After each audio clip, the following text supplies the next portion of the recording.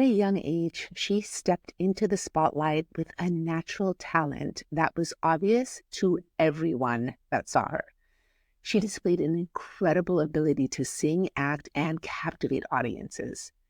This innate gift catapulted her to stardom, and by age 14, she was a household name. Despite all of the applause and accolades, she wasn't quite able to see how special she really was.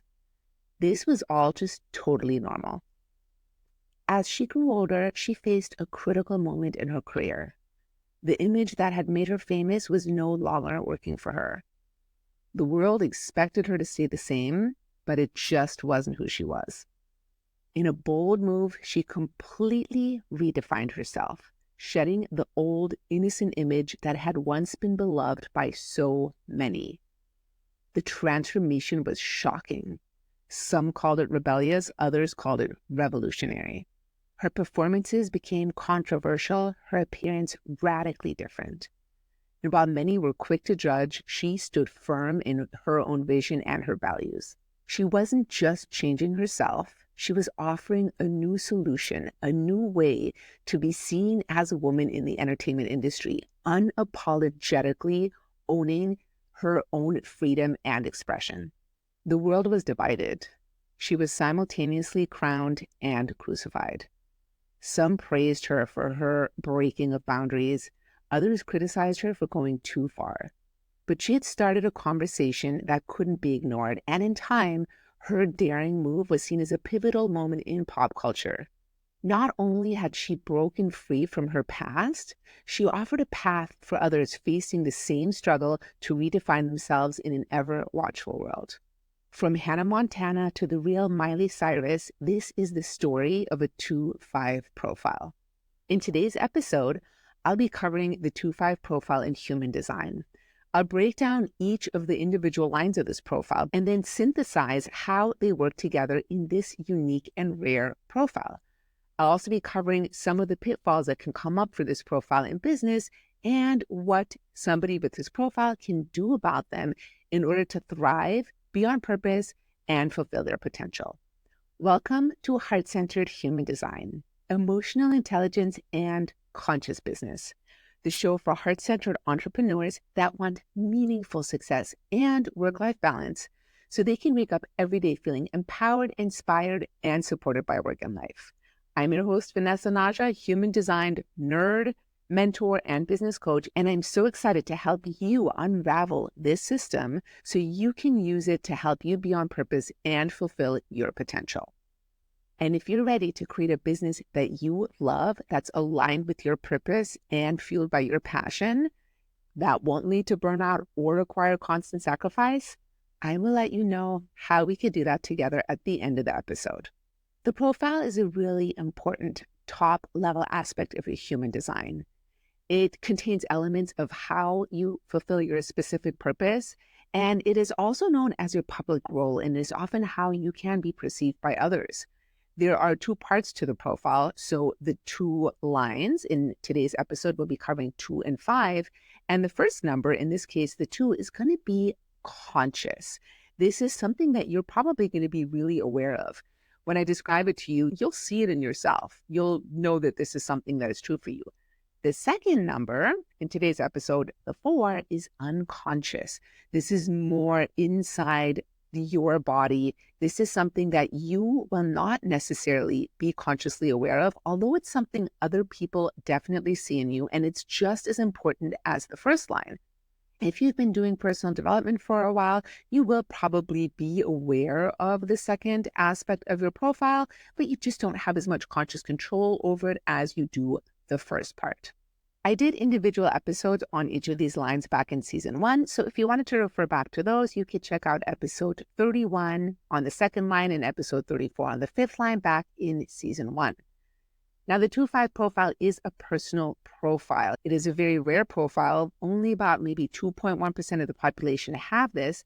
And as a personal profile, it is really important for them to do their own internal work first before they go out and interact with others. So that personal work is so important before they bring out and share their gifts with the world. The second line is known as the Hermit in traditional human design, also known as the natural. They have natural gifts and talents that they don't necessarily see in themselves, but others see in them. They're known as the Hermit because they require a lot of alone time. It is in the time spent alone that they cultivate these talents. And eventually somebody will call them out and recognize in them their natural gifts and talents. And if somebody with a second line profile is actually really passionate and really loves these talents and they follow their strategy and authority on this, they are designed to use these talents to make a difference in the lives of others. Now, how they're going to do that is going to be a little bit different based on the other number in their profile, and we will get into that shortly. Now, there are some interesting aspects about the second line that can be a little bit difficult in business. One of them is that they often have a really hard time seeing themselves. They can have a really hard time recognizing their own talents. They might even have a fear of never discovering their talent. And this also makes it difficult for them to talk about what they do or how they help people. So some solutions for this is, one is to really make sure that you are spending enough alone time, that you are cultivating the things that you love, and see what you get called out for. Your talents will be recognized by other people, provided you have spent that alone time. If you're not spending enough alone time, you may never really step into the expression of these talents for other people to recognize. So that alone time part is really essential. Also, having people that truly see you. This can be loved ones, good friends, trusted advisors, or coaches that can help draw out of you how you do what you do, so that when you are talking about it or writing about it in sales pages or in your messaging, you have a better understanding or a better way of explaining this to others. Ideally, you can always demonstrate what you do. It can be a lot easier for you to show what you do than for you to talk about or tell people how you do it. One great way to do this is through video content. Another aspect that can come up for second lines is they are naturally talented. Their gifts come easily to them. Something that somebody else worked really hard at might have been pretty easy for them. And there is so much conditioning in the world around things having to be hard, the things that really matter, we have to work really hard for. That kind of conditioning can lead a second line to believe that it should be harder and they can dim their light or cover up their natural talents because it comes so easily to them.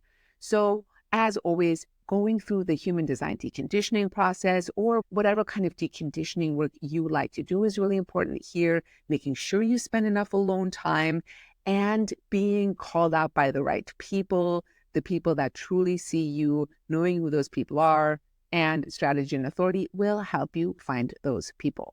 Moving on to the fifth line, which is known as the Heretic in Human Design. And that can sound a little bit scary if it's a brand new concept for you. But fifth lines are natural leaders. Fifth lines are practical problem solvers, and they often provide out-of-the-box solutions, which is where that Heretic name came from. They are not necessarily going to give you these cookie-cutter strategies or these tried and true things that have a long history. Fifth lines will often come up with brand new things that have never been seen before and might be way ahead of their time. They are here to lead and they universalize. And what that means is that they bring their solutions to the masses.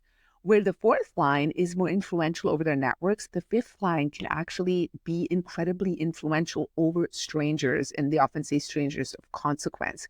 And they actually can be more influential over those than people that are close to them. Now, what can happen with the fifth line is that in their aura, they have this energy of them being problem solvers. They are fixers. They have the solutions. And other people can sense in them, it's an unconscious process, but they can sense that the fifth line has something that the other person wants. They can project onto them that you with the fifth line, you have the solution that I want. And this may or may not actually be true. Now, this is where problems can arise. So if a fifth line receives a projection that they can solve a problem that they can actually solve, and then they solve that problem, their reputation is going to grow. It's going to be really great for their reputation. People like to share about when fifth lines have solved problems for them. However, when the fifth line gets a projection that they can solve a problem and they actually cannot solve it and they try and they fail, it's going to be detrimental for their reputation. So reputation is a big thing with the fifth line. And people with fifth lines can be afraid of being out in the projection field. They can hide away because they don't want to be seen, which of course can be problematic in business because you do have to market yourself. You do have to be out in the world in various different ways in order for people to know that you actually exist. And an important aspect of the fifth line is to really follow your strategy and authority to know what problems you can solve, to only agree to support people or solve problems that are correct for you based on strategy and authority, and also to fully and authentically express who you are. Because when you are doing that, you will receive more of the correct projections that are actually right for you and less of the wrong projections of people wanting you to solve problems that you are not actually able to solve. Because fifth lines can be seen as saviors, there also can be a lot of conditioning here. Now, I do have a fifth line myself. It is not in this position. I'm actually a 5-1, not a 2-5.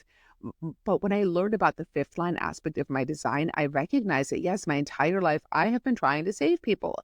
My entire life, people have been coming to me for saving, and that can create some codependent issues and relationship struggles. And fifth lines can also really overextend themselves to try to help when it's actually not the correct thing for them to do. So boundaries are important, and really recognizing when it is the correct time for you to step in and when it is not. Another thing to watch out for as a fifth line is that flattery that can come with projections, because somebody might think that you can solve their problem. And so you feel really honored because they think you can solve this problem when actually you can't. And then you try to do it because you feel flattered and it's an ego boost and you don't actually solve the problem. And then again, your reputation suffers. And then that can cause you to step back, and it can be really painful for fifth lines. And it takes a fifth line to understand a fifth line. So if you're a 2-5 profile, I see you, I know how challenging this can be. And having a fifth line can also be really beneficial because it is very magnetic. They have a big aura, and you can also receive a lot of positive and correct projections as a fifth line. Now, bringing the 2-5 profile together. The 2-5 is somebody who, with their natural talent, is able to provide practical and out-of-the-box solutions for others. And this can also often happen in times of crisis. So oftentimes somebody with a 2-5 profile or a 5 in their design will be approached to solve an urgent problem or something somebody wants a quick solution to. So that can happen, just to be aware of that. Now, with the 2-5, the 2 likes to hermit. They really like to hide away. The 5 can sometimes get really scared of stepping out in the projection field because they have been burned at the stake before. And one of the pitfalls here is just hiding out, spending too much time in your hermitage because it's comfortable and you feel safe there. But in order to fulfill your purpose, you actually have to use your natural talents to create solutions for others, to universalize those natural talents to help other people. So finding that balance, yes, you do need your alone time. That is important. And also noting, what are people calling you out for? What are the gifts and talents people are recognizing you for? And if those are things that you love, that you are excited and passionate about, that light you up, these are ways that you can provide solutions for other people, which is where that fifth line comes in. So you do want to be careful about stepping into the wrong projections. Following strategy and authority is always key to know which the solutions are that you can actually provide. And this is especially important for the 2-5 profile because you don't necessarily see those gifts or see them as anything special.